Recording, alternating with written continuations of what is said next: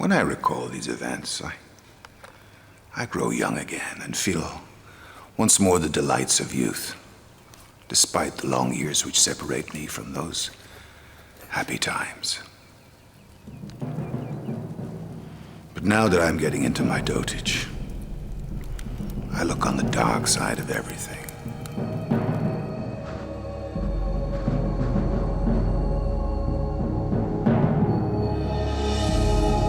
Casanova has lived on his streets all his life, encouraging persons into debauchery, orgies, young girls, and married women, and extracting money from Senator Bragadin, stating that he was a nobleman, cheating and gambling, and being in contact with foreigners of the Republic of Venice, which is forbidden.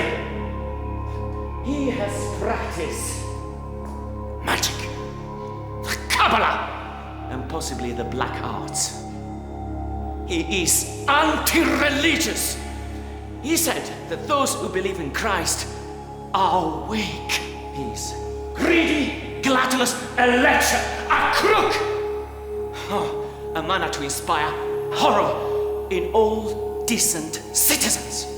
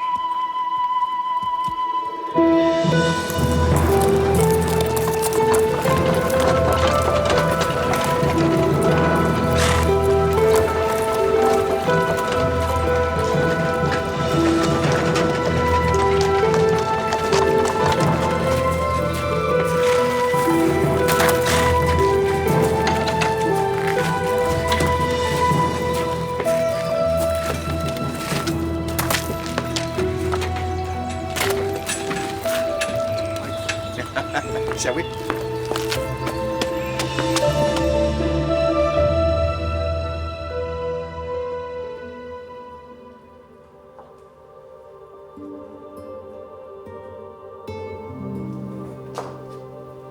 It is here, in the Duchov Palace, in the heartlands of Bohemia, that my employer has sent me in the hope of finding some exonerating evidence on the man known as Casanova. My employer recently came into possession of the Casanova Memoirs, but has come under intense pressure against their publication. The position of the Church on these memoirs is clear. They are not unsuitable to print. The more I read these letters, the more I understand the man, and am fascinated about his escape from the Venetian prison and his duel with Count Brunitsky. The various adventures which, at the age of 72 years, impel me to write these memoirs.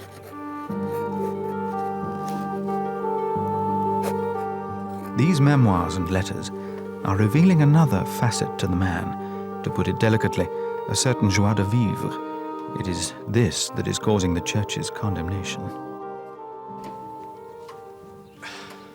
As yet, I have not had a chance to read them for myself. But it sounds as if these memoirs, in their entirety, just cannot be published. There are parts, I am sure, which are acceptable and will not cause offense. But as a collective, it's not a message, as I understand it, that we can be seen to be endorsing. Is that your opinion? The pressure from the Church here. Pressure from his conscience. And perhaps you might wish to examine your own, if you are willing to corrupt impressionable minds with this blasphemy. Have you had, Your Grace, a chance to read the book? I'm fully aware of the man and this book. What is it disturbs you? I could give you 50 reasons why. But what chiefly disturbs me is your willingness to celebrate a man who so blatantly disregarded the moral code set down by the Almighty Father. I don't see any disregard for the moral codes set forth in those memoirs. Maybe Your Grace would humor us, an audience, to explain why we should disregard publishing these memoirs. Now, what are we saying here? He didn't exist, he didn't love, he didn't sin. He obviously didn't deny the existence of Christ. In fact, he begged for absolution in his death. Why is the house of Christ now suddenly denying him? Well, so you tell me why. He was expelled from nearly every country he set foot in, when he could find no place left to call home. And why? When he was so detested in life, should we embrace him in death? I'm not looking to embrace him. I want proof that he was alive. No one's trying to deny that. Why? Why?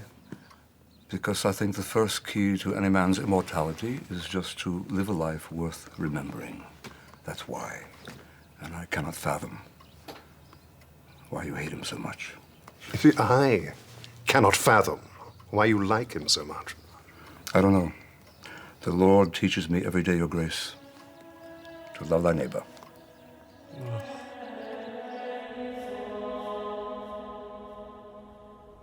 I found many letters of remittance from Senator Bragadin. He was referred to many times in the memoirs.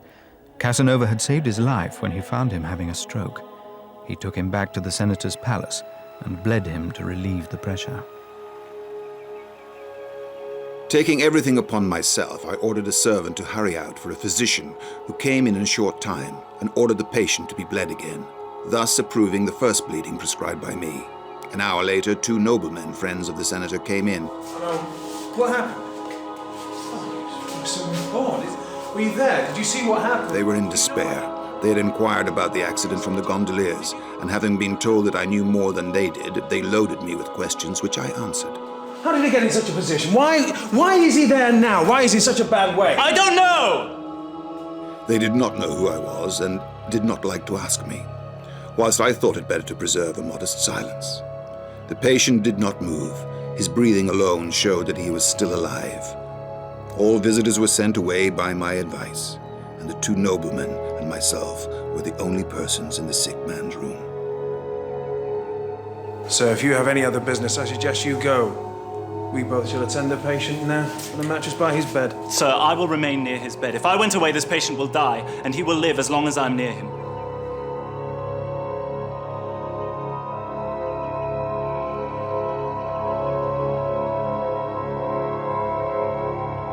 He admitted himself he took advantage of a weak old man.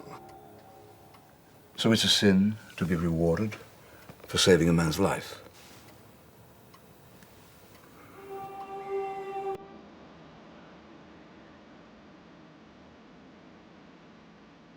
Whoever you may be, I am indebted to you for my life.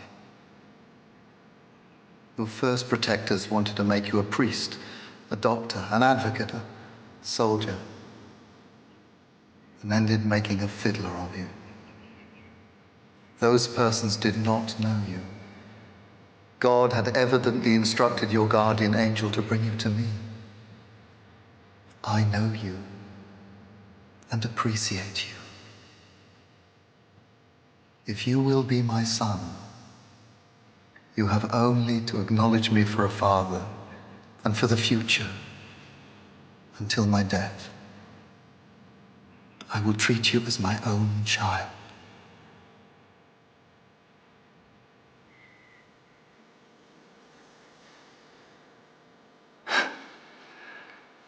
Your apartment is ready. You may send your clothes. You shall have a servant, a gondola at your orders, my own table, and 10 sequins a month.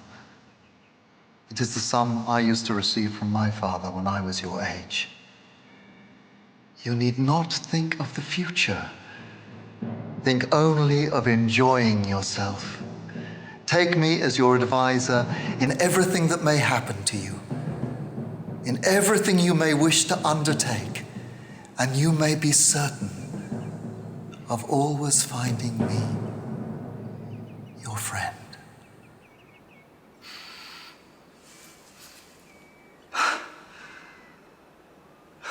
My son, my dear son.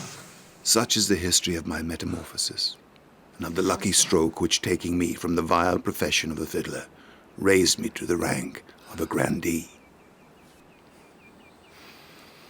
Ah!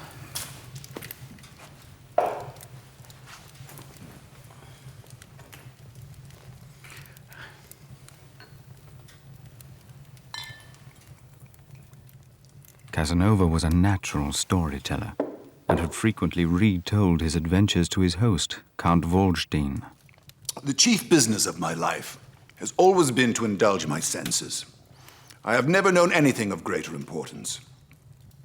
I felt born for the fair sex, and have ever loved it dearly, and been loved by it as often and as much as possible. Likewise, I've always had a weakness for good living, and I have felt excited and passionate about every object that has excited my curiosity.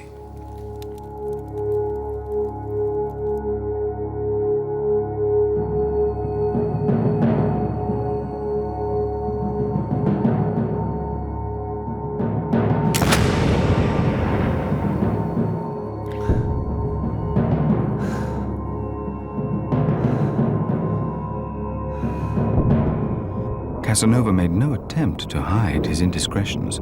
He reveled in his conquests, particularly that he lost his virginity to 2 sisters. Perhaps this is what scared the church so much. The idea of people leading a life according to their own desires, rather than religious morality. I did read the memoirs, and he did prey on girls. What of Lucrezia? She was betrothed.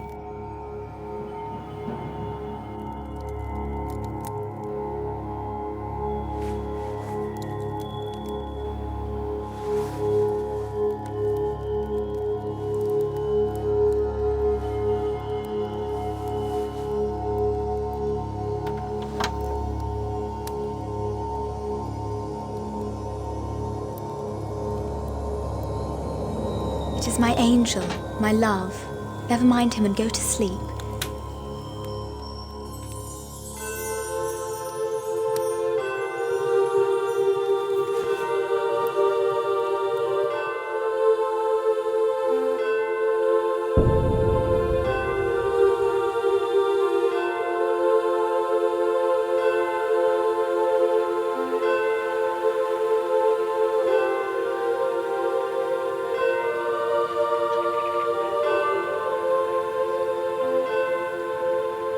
Did you remark with what candour I secured for us 2 hours of delightful tête-à-tête, and a tête-à-tête in a vis-à-vis too? How clever love is. Yes. Darling, love has made but one of our 2 souls. I adore you. And if I have the courage to pass so many days without seeing you, it is only to be rewarded by the freedom of one single day like this. I did not think it possible, but you have managed it all very well. You know too much for your age, dearest. A month ago, I was but an ignorant child. And you are the first woman who has initiated me into the mysteries of love. Your departure would kill me, for I could not find another woman like you in all Italy. What? Am I your first love? Alas, you will never be cured of it. Oh, why am I not entirely your own? You are also the first true love of my heart, and you will be the last. How great will be the happiness of my successor. I should not be jealous of her, but what suffering would be mine if I thought that her heart was not like mine.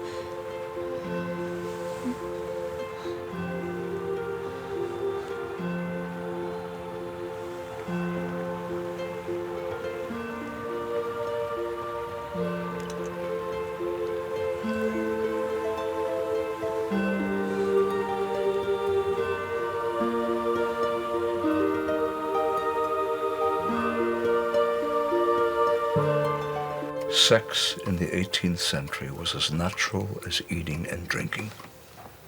Natural for him to father illegitimate offspring. Rumors. Rumors? Perhaps. Strong enough to scare him out of the country.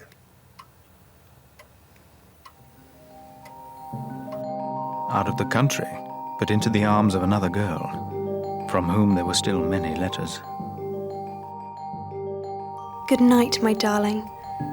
I am dying of sleep. My pen is falling from my hands. My eyes are closing. There are so many more things I would like to tell you. Now it seems to me that these letters must be from Manon Belletti, and that they are the letters referred to in the 6th volume of the Memoirs.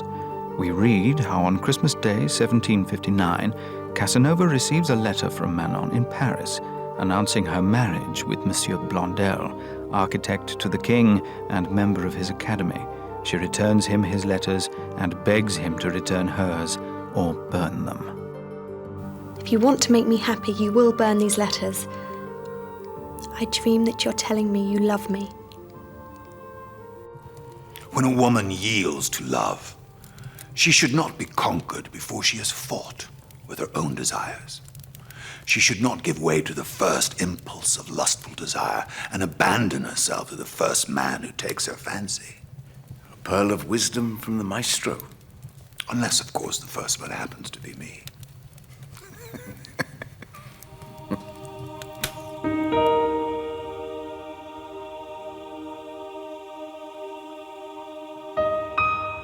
My dear Giacomo, lover, husband, friend, whatever you want to be called, you must believe that I live you with my whole being. You represent my life. I can only love for you.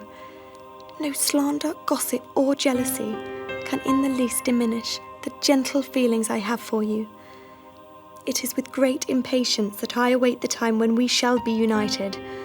The time when I give myself to you shall mark the beginning of my life. The only thing I regret is that I am separated from that object which I adore more than myself. I would be happy to die in your arms, secure in the fact that you love me.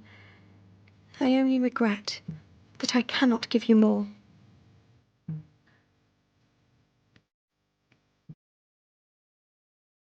After Casanova had finished with Manon Belletti, it appears he found his way into the heart of Justiniana Wynne. But this wasn't without complications.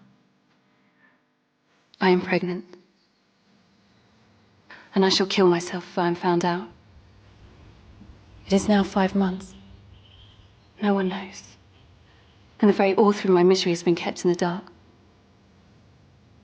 But I will not be able to deceive the world much longer. Save me, if it is still possible. And if you know how. I will.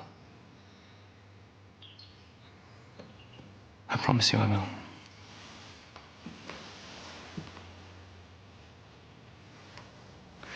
You've never been with a woman you didn't love? Forgive me. Did he ever truly love any of the girls? I believe so. I was fortunate enough to find the set of letters which I was most anxious to find, the letters from Henriette. Henriette. Henriette, it will be remembered, makes her first appearance in Cesna in the year 1748. Casanova is so clearly enamored with her, and he offers her his carriage to continue their journey. But my business was in reference to a carriage, for the one I had boasted of existed only in my imagination. So what did you do? I went to the most fashionable coffee house, and as good luck would have it, heard that there was a traveling carriage for sale, which no one would buy because it was too expensive. I, like a fool, bought it. Using somebody else's money, of course. At least tell me, madam, whether the captain is your husband or your father. Neither one nor the other. Henriette could not open her lips without my discovering some fresh perfection, for her wit delighted me even more than her beauty, and it seemed evident to me that she would not be sorry to exchange her elderly lover for me. Something being the matter with the carriage, we stopped at Forlì to have it repaired. After a very cheerful supper, I retired to my room to go to bed, thinking of nothing else but that very charming woman by whom I was so completely captivated. On the journey, Henrietta struck me as so strange that I would not sleep in the second bed in their room, lest she should leave her old comrade and come to my bed to sleep with me. And I did not know how the worthy captain would take such a joke.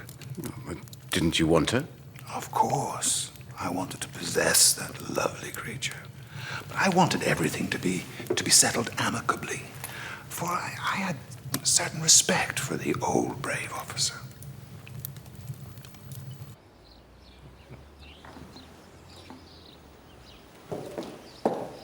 Good morning. Good morning. Captain. I told the officer that I was deeply in love with Henriette, and I asked him whether he would object to my trying to obtain her as my mistress. The reason for which she begs you to leave her in Parma and not to take any further notice of her must be that she hopes to meet some lover of hers there. Let me have half an hour's conversation with her, and I flatter myself I can convince her to sacrifice that lover for me. If she refuses me, I will remain here. You will go with her to Parma while you leave my carriage, only sending me the receipt so that I might collect it whenever I please. As soon as breakfast is over, I shall go and visit the Institute and leave you alone with Henriette. I hope you may succeed. Should she persist in her first resolve, then I could easily find a vetturino here, and you could keep your carriage. I thank you for your proposal. Thank you. Henriette, how would you like to see the sights of Bologna with me today? I should like it very much. Sooth to say, I fell at her feet, and lovingly pressing her knees, kissed them repeatedly with raptures of joy and gratitude. No more furore, no more bitter words. They do not suit the sweetest of all human emotions. Loving, docile, tender. I swear never to beg for anything, not even to kiss her hand, until I have shown myself worthy of her precious love. The heavenly creature delighted to see me pass so rapidly from despair to lively tenderness, whispers in a voice that breathes of love, to come up from my knees. And?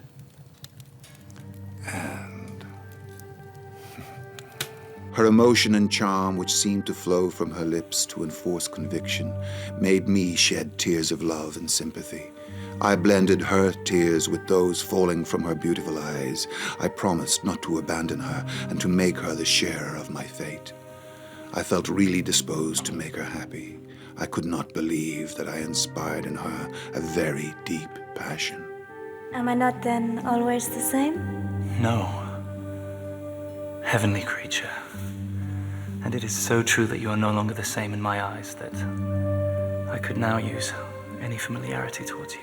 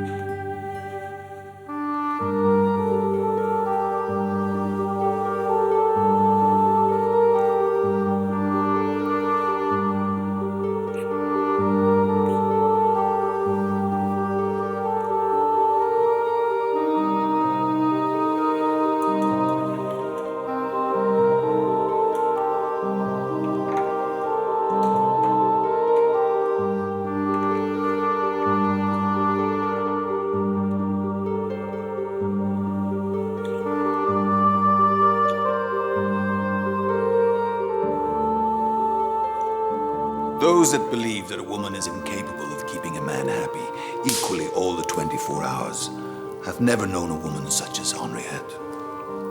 The joy that flooded my soul was far greater when I conversed with her during the day than when she lay in my arms at night.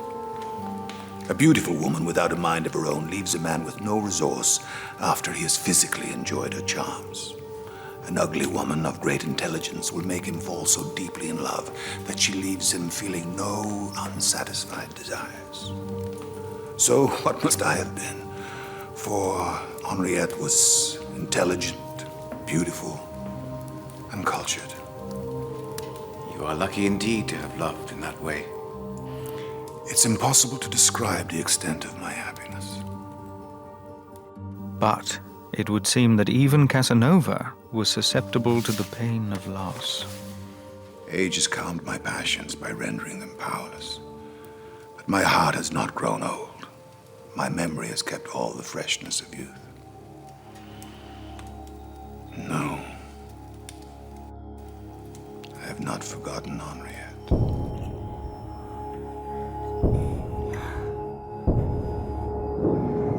For even now, when my head is covered with white hair, the recollection of her is still a source of happiness in my heart. What embitters my old age is that, having a heart as warm as ever, I have no longer the strength necessary to secure a single day as blissful as those which I owed to this charming girl.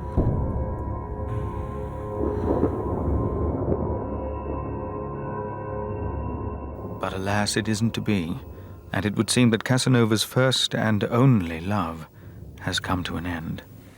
It is I, dearest and best friend, who have been compelled to abandon you. But do not let your grief be increased by any thought of my sorrow. Let us be wise enough to suppose that we have had a happy dream, and not to complain of destiny. For never did so beautiful a dream last for so long. Let us be proud of the consciousness that for 3 months we gave one another the most perfect felicity. Few human beings can boast of so much. Let us swear never to forget one another, and to often remember the happy hours of our love. Do not make any inquiries about me. And if chance should let you know who I am, forget it forever. I do not know who you are, but I feel certain that nobody in this world knows you as well as I do.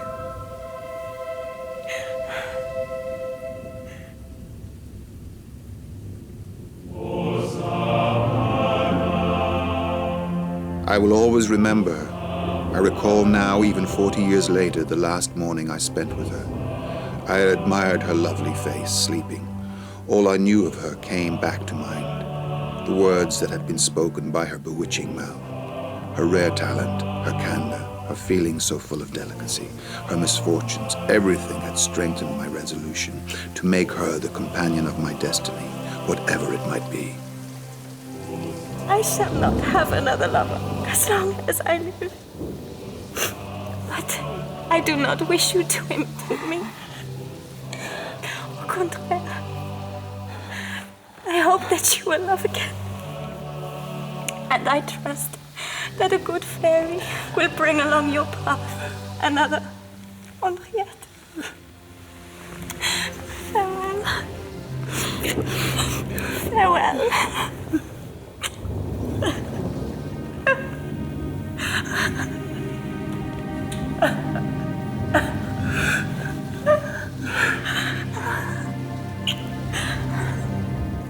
I was determined to give our union the sanction of religion and law, and to take her legally to be my wife. But alas, life has many cruelties, and that is the death of love. The death of love. He had no commitment to love. You talk of religion and law. What religion was he following when he became a Freemason? What law was he obeying when he organized an abortion for Justiana Wynne? Love?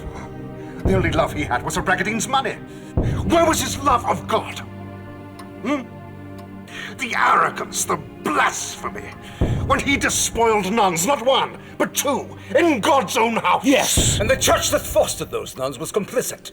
And wanton in his fornications, lest you forget. No. And indulge me this! How does the church absolve itself of its lust in the house of God? How dare you! How dare I what? Acknowledge the truth! Or do you believe silence can be bought?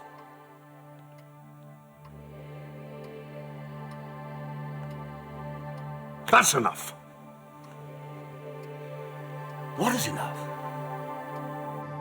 There are more letters of exchange, but this time they are from a young officer asking Casanova for a loan. He even offers his own mistress to encourage the deal. The scoundrel didn't mention his letters of exchange again. And as he saw I was no longer interested in his mistress, but was in love with his sister, formed the excellent project of selling her to me. Certainly was a scoundrel. I'm boarding in a convent, and I'm very well treated. And I enjoy excellent health in spite of the anxiety of my mind. The superior has been instructed to forbid me all visitors and correspondence. I entertain no doubt of your good faith, my beloved husband, and I feel sure that you will never doubt a heart which is wholly yours. Trust to me for the execution of whatever you may wish me to do, for I am yours and only yours. But I did not have the strength to resist the temptation. And I even went so far as to persuade myself that, as I was in love with her, it was my duty to accept the offer, to protect her from further snares. For if I had not accepted the offer, her brother might have offered her to some other man. And I could not stand that idea. Now, we are happy, for we can see each other every night without restraint. It is my most ardent wish, and to realize it, I am ready to do anything. A noble intention. I felt that in my company, our innocence ran no risk. Caterina's innocence nor the innocence of another, for it would seem that he had caught the attentions of another nun, known only as M.M., who had developed a rather close relationship with Caterina.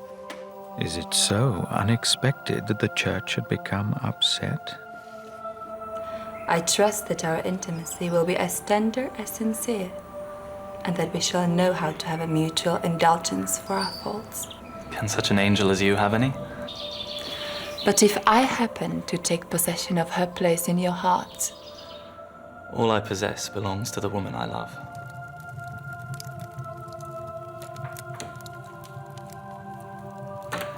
Good evening, my two divinities.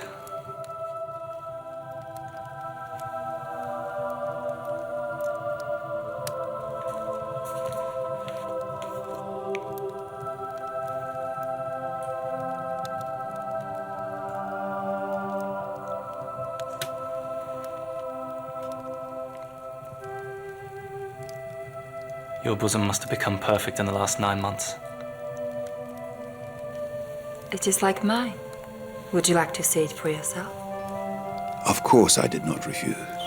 M.M. unlaced her friend, who made no resistance, and performing afterwards the same office upon herself. In less than 2 minutes, I was admiring 4 rivals contending for the golden apple, like the 3 goddesses, and which would have set at defiance the handsome Paris himself to adjudge the prize without injustice. Need I say what an ardent fire that ravishing sight sent coursing through my veins? I showed them the Académie des Dames, and pointed out a certain position to M.M., who, understanding my wishes, said to Katerina, Would you, darling, represent that group with me?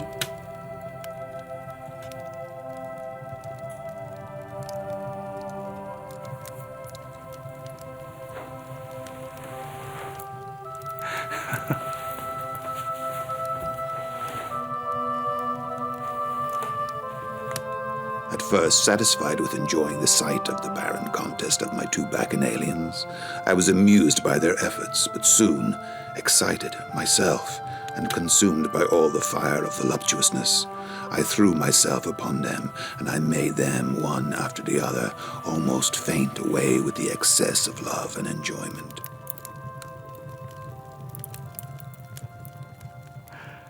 Vows, truth, and passion. Each has a life of its own. Do you believe God had a purpose in Casanova? I mean, was there a reason? You don't have to like it. It happened. Well, England is different in every respect from the rest of Europe. Even the country is a different aspect. And the water of the Thames has a taste peculiar to itself. Everything has its own characteristic, and the fish, cattle, horses, men, and women are of a type not found in any other land. I had some difficulty when I first arrived at Dover. Well, English customs officers are rude. Our French counterparts are much more polite. However, the island of England, it's of a different color than anything you will find on the continent. I had come here to interest the British establishment in a state lottery. The Duke of Bedford had kindly given me an introduction to Madame Cornley. That evening I met the cream of London society. Mrs. Cornley, however, refused to invite me to her bed. The Duke advised me to advertise for a young lady after I rented a house, which I duly did, in Pall Mall. So he actually advertised for a single young lady to rent a room to seduce? And then to abandon. However, he met his match in Chapillon. Where's Chapillon? Not aware. Who? Anne-Marie Le Chapillon. The name Chapillon reminded me that I was the bearer of a letter for her, and drawing it from my pocketbook, I gave it to her, saying that the document ought to cement our acquaintance. The Chapillon, who was well known in London, and I believe is still alive, was one of those beauties in whom it is difficult to find any positive fault. Her hair was chestnut-colored, and astonishingly long and thick. Her eyes were at once languorous and brilliant. Her features were of that exquisite sensibility which gives so much charm to the fair sex. But nature had given her a beautiful body and a deformed soul. This siren had formed a design to wreck my happiness even before she knew me, and as if to add to her triumph, she told me as much. Come and dine with us tomorrow. I cannot do so. I'm expecting Lord Pembroke to dinner. Will you be alone? Expect so? I am glad to hear it. You will see my aunt and myself appearing on the scene. Oh, well, let me give you my address. I should be delighted if you'll come and join us. Ask my aunt if I may take some rooms in your house. Why? Do you want to lodge cheaply? I don't want to lodge cheaply, but I should like to punish the audacious author of that notice. How would you punish me? By making you fall in love with me, and then tormenting you It would have amused me immensely. Then you think you can inspire me with love, and at the same time form the dreadful plan of tyrannizing over the victim of your charms? Such a plan is monstrous, and unhappily for us men, you do not look like a monster. Nevertheless, I'm obliged to you for your frankness, and will be on my guard. Then you must take care never to see me, or else all your efforts will be in vain. As the Sharpion had laughed merrily through the whole of this dialogue, I took it all as a jest, but I could not help admiring her manner, which seemed made for the subjugation of men. But though I knew it not, the day I made that woman's acquaintance was a luckless one for me. As my readers will see, it was towards the end of the month of September 1763 when I met the Sharpion, and from that day I began to die.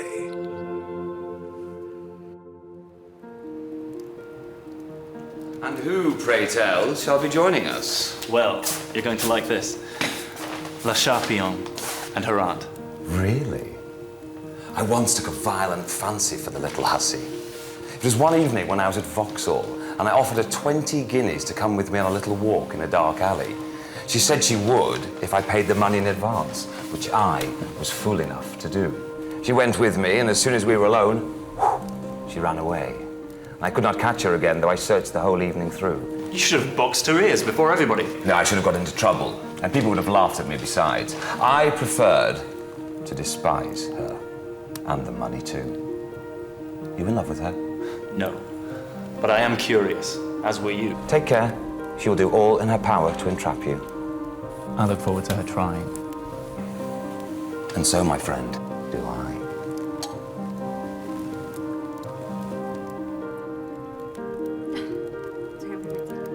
She came in and went up to my lord with the most perfect coolness and began to chatter away to him without taking any notice of me. She laughed, joked, and reproached him for not having pursued her in Vauxhall. Her stratagem, she said, was only meant to excite him the more. Another time, I shall not escape you. Perhaps not, my dear. For another time, I shall be careful not to pay you in advance. Oh, fie. You degrade yourself by talking about paying. Oh, I suppose I honor you. We never talk of such things.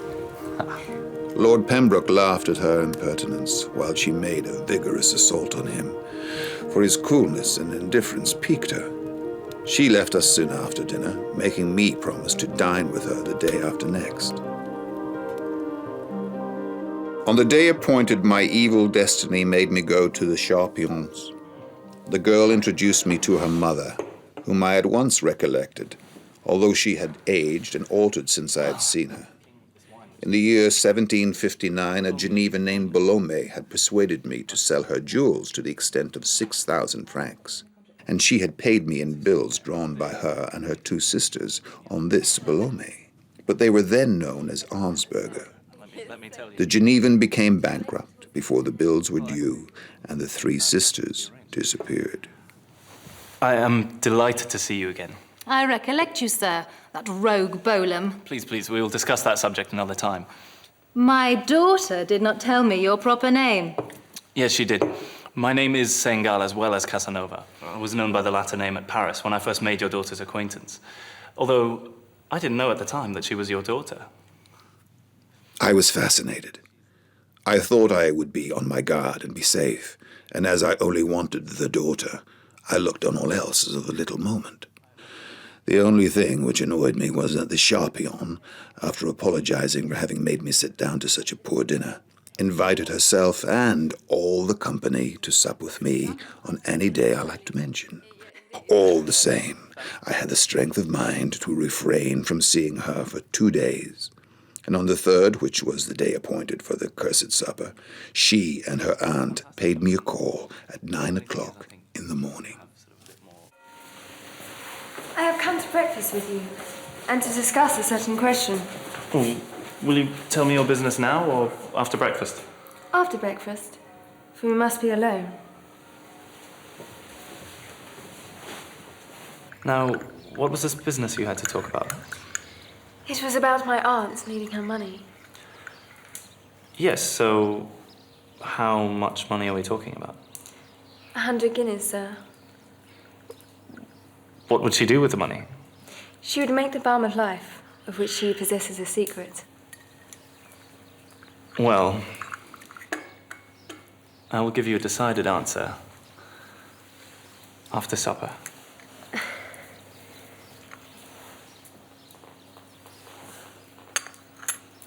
Farewell. Till this evening.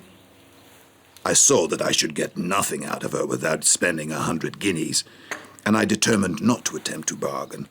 But I would let her understand that she must make up her mind not to play prude. The game was in my hands, and all I had to do was to take care not to be duped. It seems to me you don't seem very anxious to hear my reply. You have made up your mind, I suppose. I have. The 100 guineas are at your disposal. Then please to give the money to my aunt. Otherwise, people might think I got it from you by some improper means. I will do so. You will get nothing from me, either by money or violence. But you can hope for all when I find you really nice and quiet.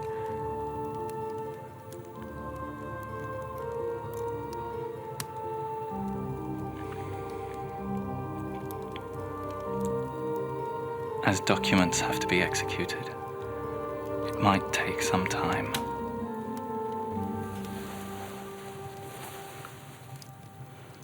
Won't you fix the time?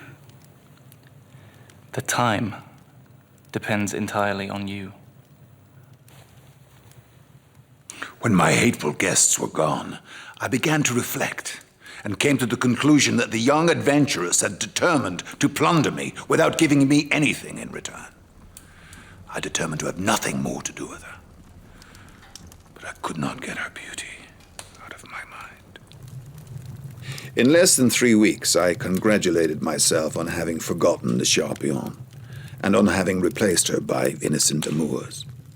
Such was my condition when, one morning, the favorite aunt of the Charpion paid me a call and said that they were all mystified at not having seen me since the supper I had given them, especially herself, as her niece had given her to understand that I would furnish her with the means of making the balm of life. Certainly. I would have gladly given you your 100 guineas if your niece had treated me as a friend. But she refused me favours a Vestal might have granted, and you must know she is by no means a Vestal. Don't mind my laughing. My niece is an innocent, giddy girl. She loves you. But she's afraid you have only a passing whim for her. She's in bed now with a bad cold. And if you will come and see her, I'm sure you will be satisfied. These artful remarks, which had no doubt been prepared in advance, ought to have aroused all my scorn, but instead of that, they awakened the most violent desires. When would be the best time to call? Come now. Give one knock. Very good. You may expect me shortly. I congratulated myself on being on the verge of success. For after the explanation I'd had with the aunt, and having, as I thought, a friend in her, I did not doubt that I should succeed. I put on my greatcoat, and in less than a quarter of an hour, I knocked on their door. Come back in quarter of an hour. She's been ordered a bath, is just going to take it. This is another imposture. You're as bad a liar as she is. You're cruel and unjust. And if you will promise to be discreet, I'll take you up to the 3rd floor where she's bathing. Very good. Take me. She went upstairs, I following on tiptoe. She pushed me into a room and shut the door upon me. The Charpion was in a huge bath, with her head towards the door, and the infernal coquette, pretending to think it was her aunt, did not move and said, Give me the towels, Aunt. She was in the most seductive posture, and I had the pleasure of gazing on her exquisite proportions. Be gone! You needn't exert your voice. I'm not going to be duped. Be gone! No. Give me a minute to collect myself. My aunt shall pay dearly for this. she will find me her friend. I won't touch you. So show me a little more of your charms. More of my charms? Yes. Put yourself as you were when I came in. Certainly not! Leave the room! I've told you I'm not going. And that you needn't fear for your virginity, we will say. She then showed me a picture more seductive than the first, and pretending kindliness said, Please leave me. I will not fail to show my gratitude.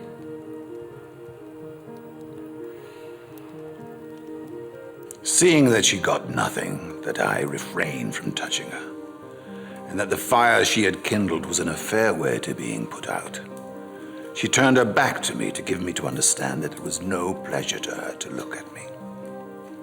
However, my passions were running high, and I had to have recourse to self-abuse to calm my senses. I was glad to find myself relieved, as this proved to me that the desire went no deeper than the senses. The aunt came in just as I had finished, and I went out without a word, well pleased to find myself despising a character wherein profit and loss usurped the place of feeling. The aunt came to me as I was going out the house and inquired if I were satisfied.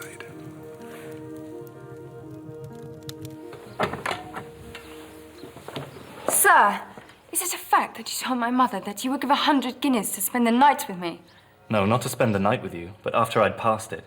Isn't the price enough? No jesting, sir, if you please. There's no question of bargaining. All I want to know is whether you think you have a right to insult me, and that I'm going to bear it. If you think yourself insulted, I may perhaps confess I was wrong, but I did not think I should have to listen to any reproaches from you. I could not address you directly, as I know your art only too well. I shall not pay any attention to your abuse of myself. I will only remind you of what I said, that neither money nor violence were of any use, and that your only way was to make me in love with you by gentle means. Show me where I have broken my word. It is you that have forsworn yourself in coming into my bathroom and in sending such a brutal message to my mother. No, you needn't bother to weep. I knew the source of those tears. It is defiled. You know nothing of it. I love you, and it is hard to have you treat me so.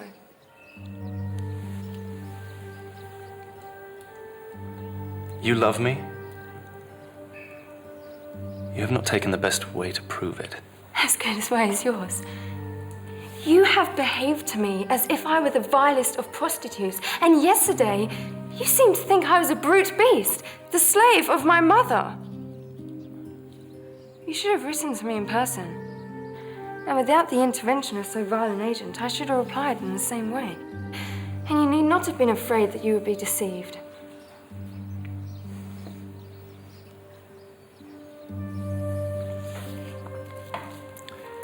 Supposing I had written, what would your answer have been?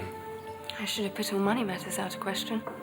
I should have promised to content you on the condition that you would come and court me for a fortnight without demanding the slightest favor. We should have lived a pleasant life. We should have gone to the theater and to the parks.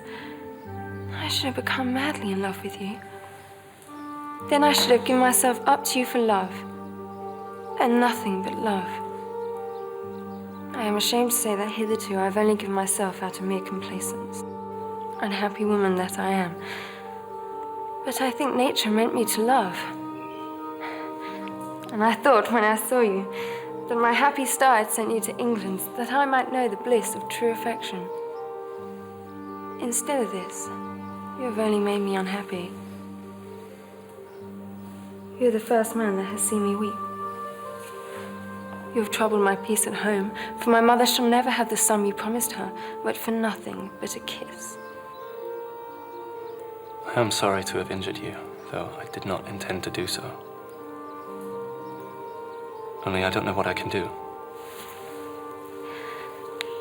Come and see us, and keep your money, which I despise.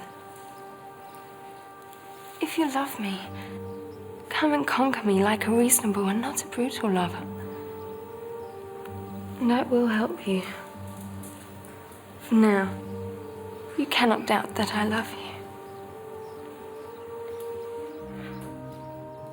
That very evening I began my visits, and judged from my welcome that my triumph was nigh at hand. But love fills our minds with idle visions and draws a veil over the truth. The fortnight went by without my even kissing her hand. And every time I came, I brought some expensive gift which seemed cheap to me when I obtained such smiles of gratitude in exchange. Besides these presents, not a day passed without some excursion to the country or party at the theater. That fortnight cost me 400 guineas, at least. Please excuse me if this question is rather pertinent, but will Charpillon be spending the night with me here or at my house? We will settle this matter after supper, if that is an agreement with you. I made no objection, not liking to tell her that in my house the supper would be more succulent and a better prelude for the kind of exercise I expected to enjoy.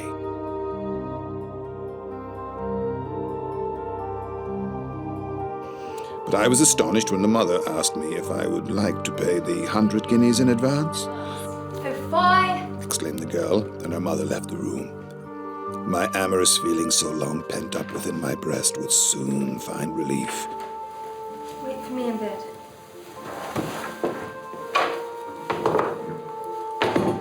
She put out the candles. I complained of this act of hers, but she said she could not sleep with the light shining on her. I began to suspect that I might have some difficulties thrown in my way to sharpen the pleasure, but I determined to be resigned and to overcome them all. When I felt her in bed, I tried to clasp her in my arms, but found that she had wrapped herself up in a long nightgown. Her arms were crossed and her head buried in her chest. I entreated, scolded, cursed, but all in vain. She let me go on and answered not a word. At first I thought it was a joke, but I soon found out my mistake. The veil fell from my eyes, and I saw myself in my true colors, the degraded dupe of a vile prostitute. I was utterly depressed. She was so irritable with me, but I decided that I wanted to give up the girl, demanding my money back.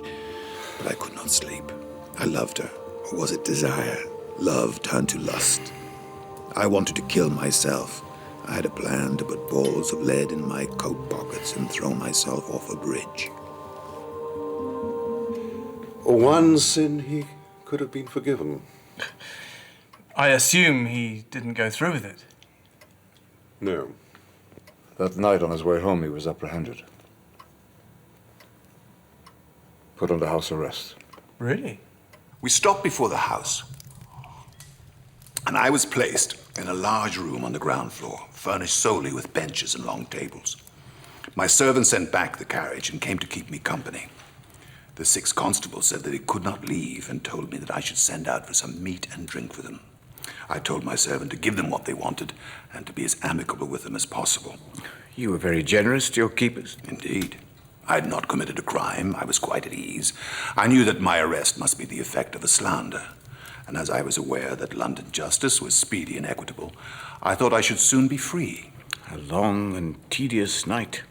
I amused myself by reflecting on my rapid passage from a numerous and exalted position to the vile place I now occupied, though I was still dressed like a prince.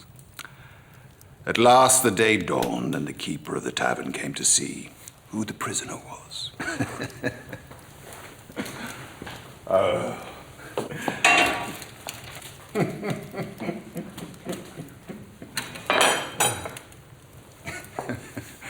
could not help but laugh. But when he saw me, he began to curse the constables for not waking him when I came. He had lost the guinea I should have paid for a private room. At last news was brought that the magistrate was sitting, and I must be brought up. Still in your finery? Exactly. A coach was summoned, and I got into it. For if I had dared to walk along the streets in my magnificent attire, the mob would have pelted me. I went into the halls of justice, and all the eyes were at once attracted to me. My silks and my satins appeared to them as the height of impertinence. At the end of the room, I saw a gentleman sitting in an armchair and concluded him to be my judge. I was right, and the judge was blind. He wore a broad band around his head, passing over his eyes. Signor Casanova, be kind enough to step forward. I wish to speak with you.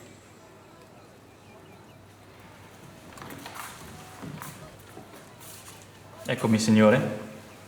Signor de Casanova of Venice, you are condemned to perpetual confinement in the prisons of His Majesty the King of Great Britain. I should like to know, sir, for what crime I'm condemned. Your demand is a reasonable one. For with us, no one is condemned without knowing the cause of his condemnation. You must know, then, that the accusation charges you with intending to do grievous bodily harm to the person of a pretty girl. And as this pretty girl aforesaid goes in dread of you, the law decrees that you must be kept in prison for the rest of your days. This accusation is a groundless calumny. To that I will take my oath. It is very possible indeed the young girl may fear my vengeance when she comes to consider her own conduct. But I can assure you I have had no such designs hitherto, and I don't think I ever shall. She has 2 witnesses. Then they are false ones. May I ask your worship the name of my accuser? Miss Chapignon. I thought as much. Sir, I have never given her aught but proofs of my affection. Then you have no wish to do her bodily harm? Certainly not. Well, then I congratulate you. You can dine at home. But you must find 2 sureties. I must have an assurance from the mouths of 2 householders that you will never commit such a crime. Who shall I find to do so?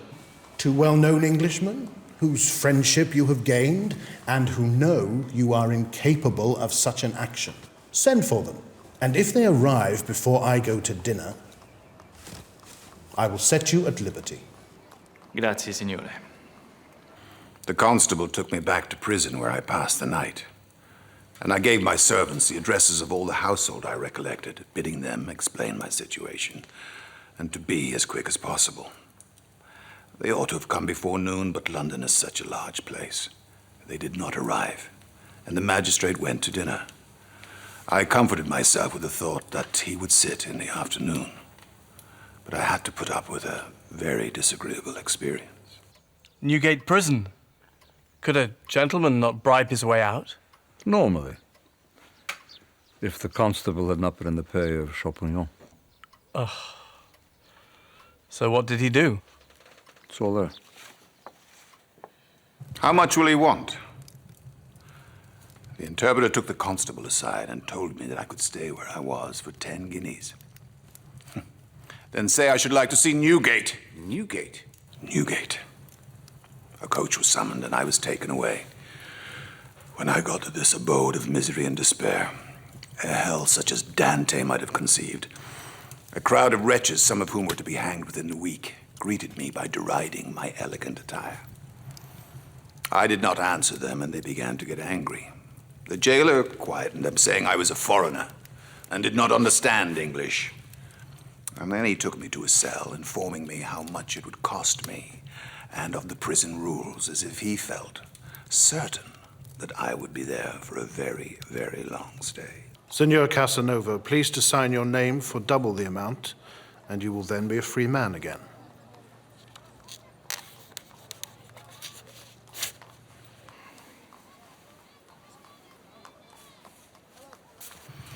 At last, after one of the most tedious days I have ever spent, I returned home and I went to bed laughing at the experience I'd undergone.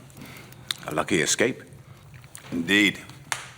A few days afterwards, as I was walking and idling about, I passed a place called Parrot Market. Parrot Market? Parrot Market. And as I was amusing myself by looking at these curious birds, I saw a fine young one in a cage. And I asked what language it spoke. Italian, French, whatever. And they told me it was quite young and did not speak at all, yet. So I bought it for 10 guineas. I thought I would teach the bird a pretty speech, so I had the cage hung by my bed and repeated dozens of times every day the following sentence. Chapignon is a bigger whore than her mother. Champignon is a bigger whore than her mother. Champignon is a bigger whore than her mother. Champignon is a bigger whore than her mother. So, he left London and went to Warsaw. I must tell you of an event which took place toward the end of January. It was in fact a dream. And as I think I've confessed to you before, superstition has always had some hold on me. Yes. Well, I dreamt I was at a banquet, and one of the guests threw a bottle at my face. The blood poured forth, and I ran my sword through the enemy, and jumped into a carriage and rode away. The very next night, Prince Charles of Courland came to Warsaw and asked me to dine with him at Prince Paninsky's, the same that was so notorious and was afterwards proscribed and shamefully dishonored. Yes. His was a hospitable house, and he was surrounded by an agreeable family. I'd never called on him before because he was a persona non grata to the king and his relations. But in the course of the dinner, a bottle of champagne burst, and a piece of broken glass struck me just below the eye. It could have veined, the blood gushed forth, over my face, over the clothes, even over the cloth. Good heavens. Everybody rose, my wound was bound up, the cloth was changed, and the dinner went on merrily. But I was struck between the similarity of that and my dream. Although I was happy about the differences, I didn't have to kill anybody, but all those events came to pass just 1 month later.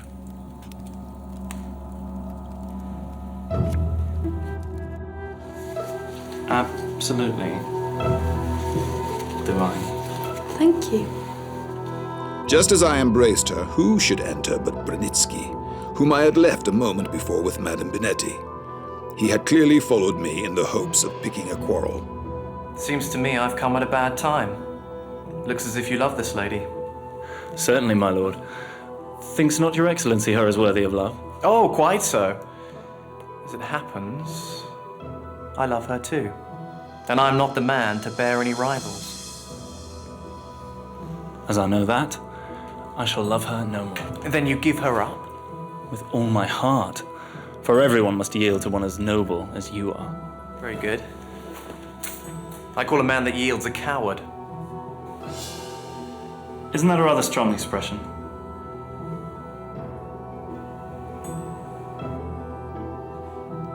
You Venetian coward. Perhaps a Venetian coward might kill a brave Pole outside the theatre. Without awaiting a reply, I left the building by the chief staircase.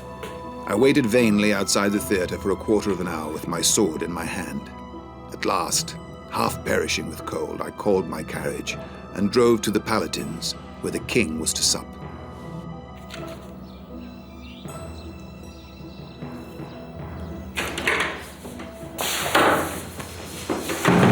Don't worry, I've not come to assassinate you, merely to say I accept your proposal, on condition only that the duel must take place today. If not today, never. That is out of the question. I have letters to write and I've business to do for the king. That will do afterwards. In all probability, you won't fall, and if you do, I'm sure the king will forgive you. Besides, a dead man need fear no reproaches. But why should your excellency not wait until tomorrow? Because I don't want to be caught. You have nothing of the kind to fear from me. I dare say. But if we don't make haste, the king will have us both arrested. How can he? Unless you have told him of our quarrel. You don't understand. Look, I'm quite willing to give you satisfaction, but it must be today or never. Very well. This duel is too dear to my heart for me to allow you any pretext for avoiding it.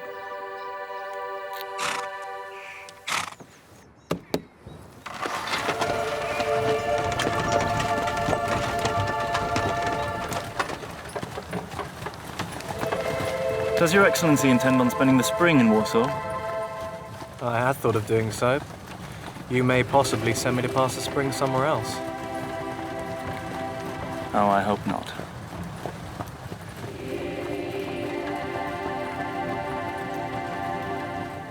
Have you seen any military service? Yes. Why do you ask? No particular reason. was only for the sake of saying something. We had driven about half an hour when the carriage stopped at the door of a large garden. We got down and, following the postoli, reached a green arbor.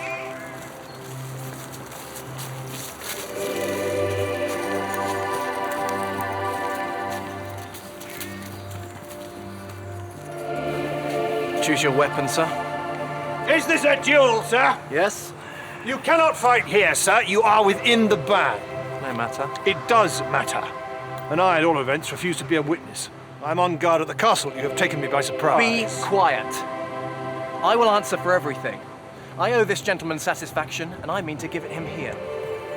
Mr. Casanova, you may not fight here. Then why have I been brought here? I will defend myself wherever I'm attacked. Put the matter before the king, and you shall have my voice in your favor. I'm quite willing to do so, General. If His Excellency will say he regrets what passed between us last night. I came to fight, not parley. General, you can bear witness that I have done everything in my power to avoid this duel.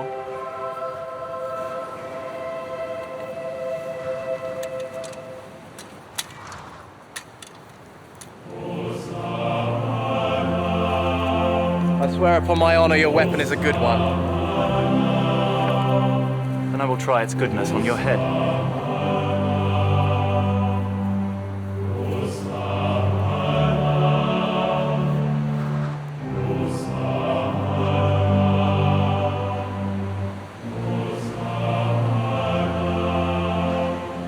Fire, sir. I was not in a position to let him kill me at his ease, so I suddenly aimed and fired on him, just as he fired on me.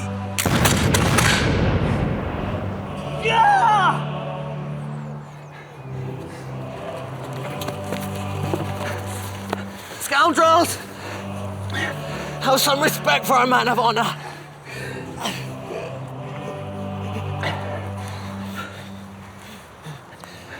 You have killed me, so make haste away, as you are in danger of the gibbet. The duel was fought within the ban, and I am a High Court officer and a Knight of the White Eagle, so lose no time. And if you have not enough money, take mine. Thanks, it will be useless to me. If I'm guilty, I'm content to lose my head. I hope your wound will not be mortal. I'm deeply grieved that you're having obliged me to fight. The ball had pierced my hand by the metacarpus under the index finger and had broken the first phalanges. Its force had been arrested by a metal button on my waistcoat, and it had only inflicted a slight wound on my stomach, close to the navel.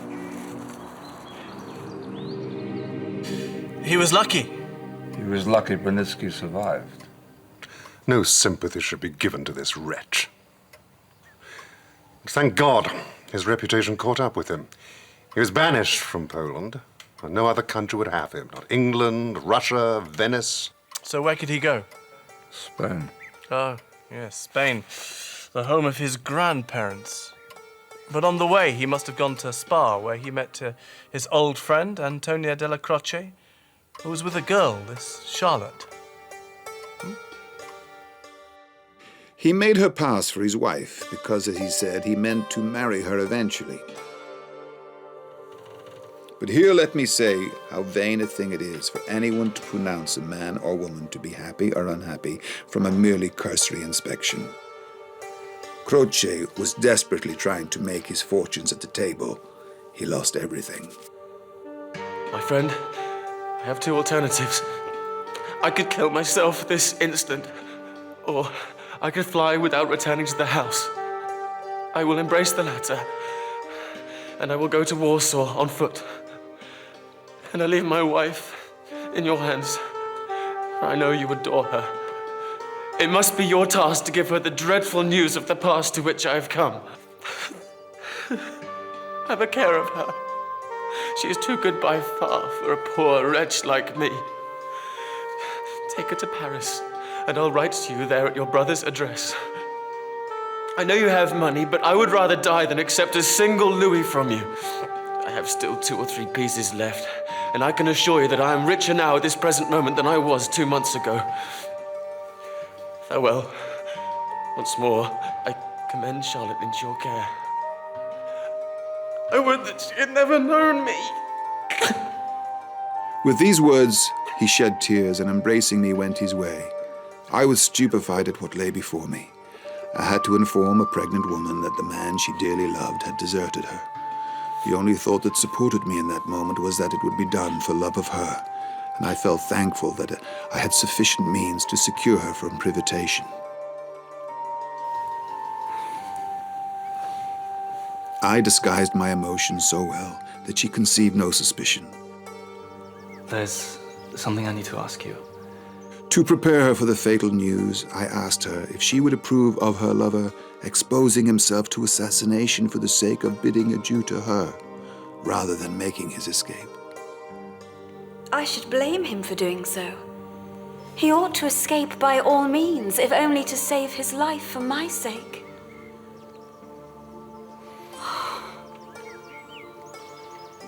Has my husband done so?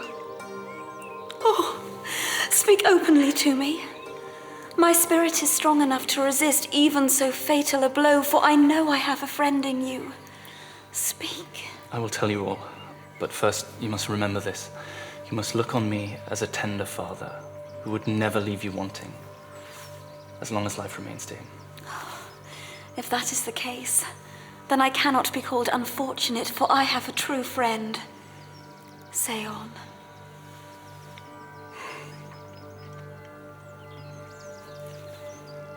He played the tables, and he lost everything.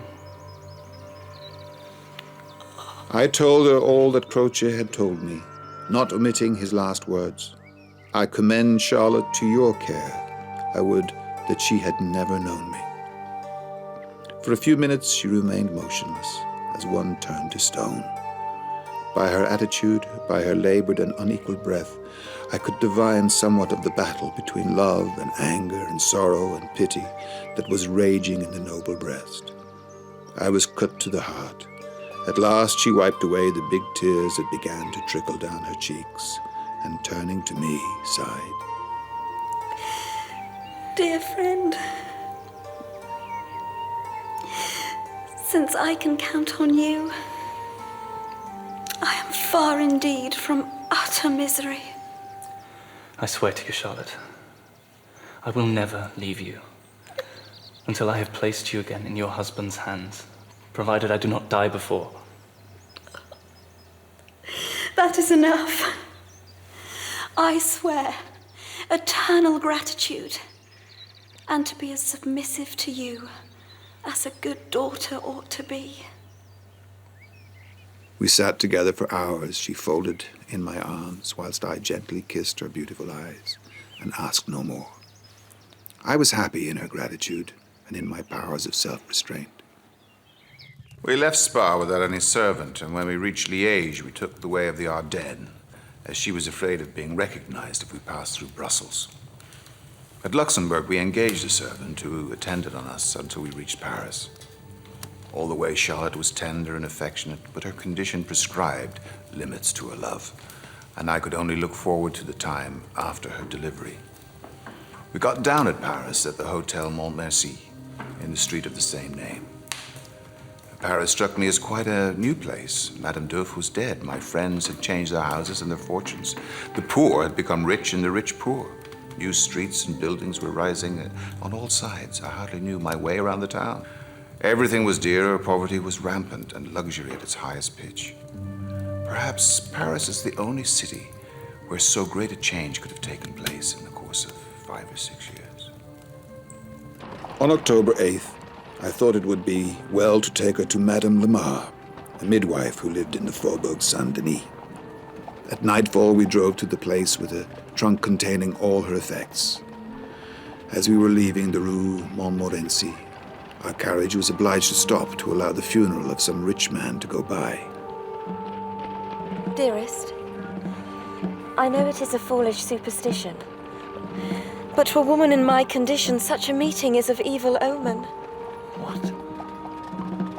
Charlotte, I thought you were too wise for such silly fears. A woman in childbed is not a sick woman.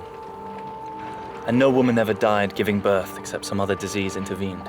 Yes. My dear philosopher, it is like a jewel. There are two men in perfect health, when all of a sudden there comes a sword thrust, and one of them is dead.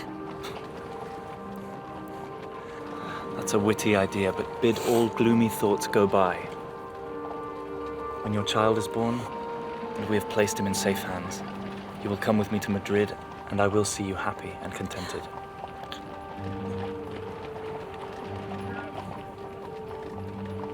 All the way I did my best to cheer her, for I knew only too well the fatal effects of melancholy on a pregnant woman, especially in such a delicate girl as Charlotte. On the 17th, she was happily delivered of a boy. Charlotte wrote down what its name was to be: Jacques after me, Charles after her, son of Antonio della Croce, and of Charlotte. She gave her real name. On October 13th, Charlotte was attacked with a fever which never left her.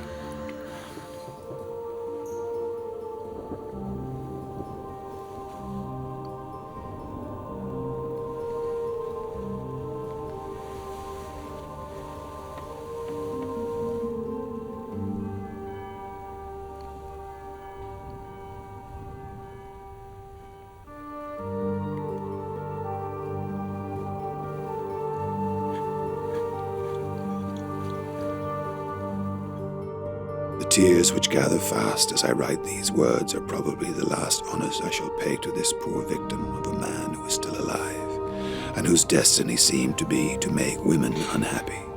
I sat weeping by the bed of her I loved so dearly, and in vain Madame Lamar tried to induce me to come and sit with her. I loved the poor corpse better than all the world outside.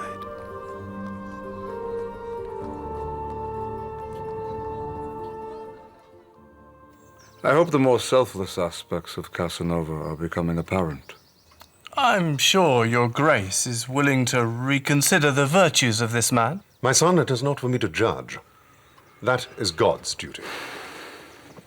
I am merely here to advise on his behalf.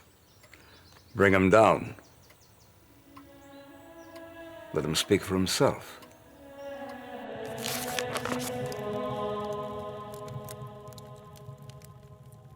I am indebted to you for my life. I will treat you as my own child until my death.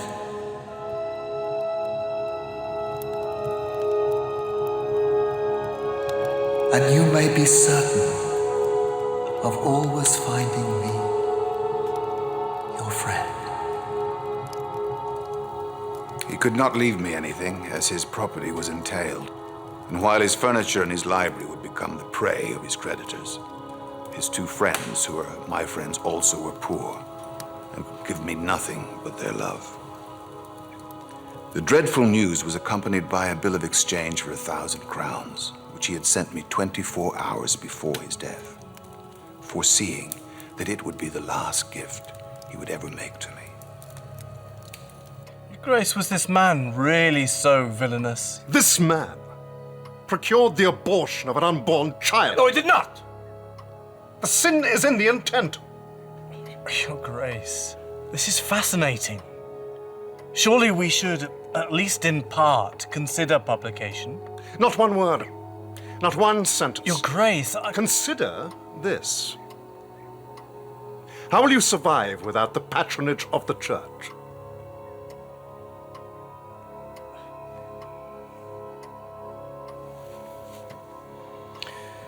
I'm sorry. What are you saying?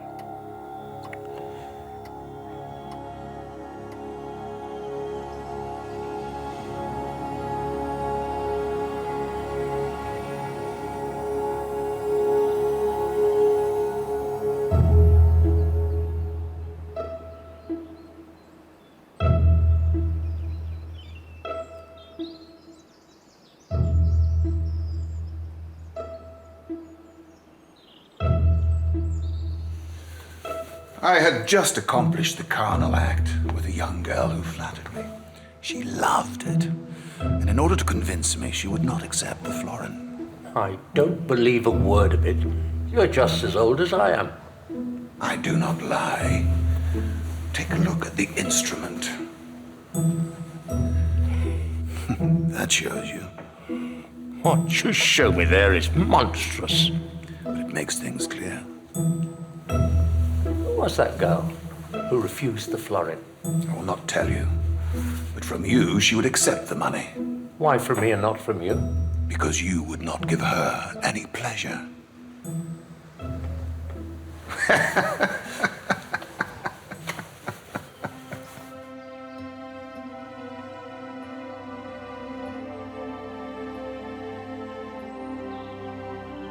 How can you respect this man?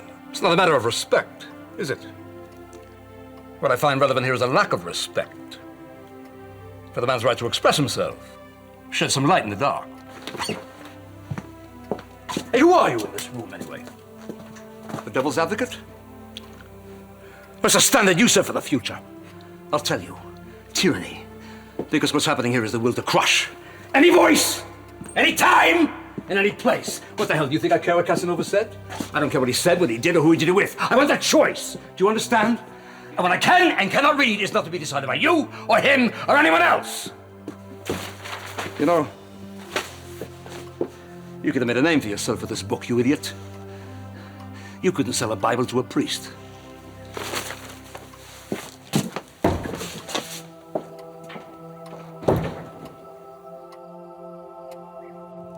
I hate old age. It offers only what I already know. Age has calmed my passions by rendering them powerless. But my heart has not grown old. My memory has kept all the freshness of youth. No. I have not forgotten Henriette.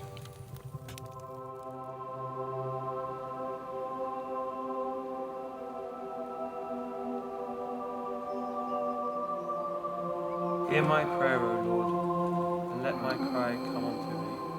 Hide not thy face from me in the day of my distress. Incline thy ear unto me. In the day when I call, answer me speedily.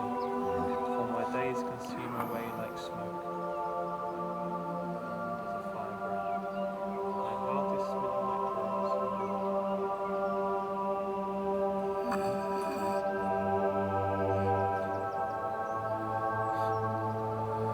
Please take care of my letter. Preserve them. They are my life. My memoirs.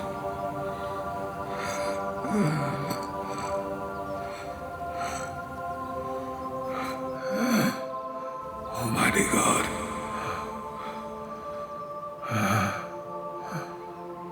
Witness my death.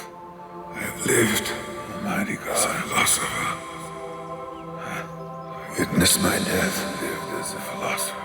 Almighty God, when I die, a Christian. A Christian.